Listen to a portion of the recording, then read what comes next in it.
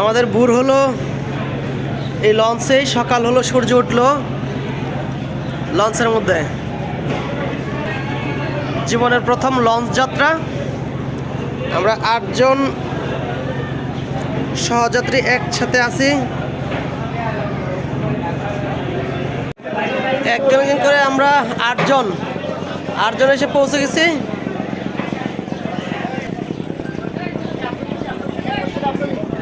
Nazrul sir বাকি ছিল।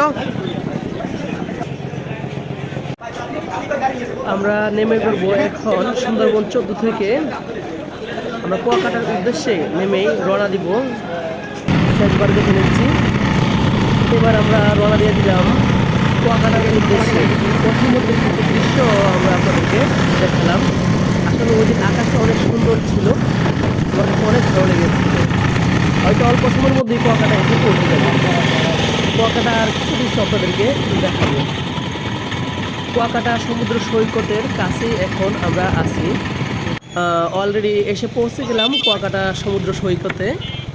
আসলে মানে প্রকৃতির এক অপরূপ সৌন্দর্য দেখে সবারই আমার মনে হয় মন মুগ্ধ হয়ে যায়। এই দেখেন ওয়াটার বাইক চালাচ্ছে কুয়াকাটার মধ্যে। ওকে, সবাই ভালো থাকবেন।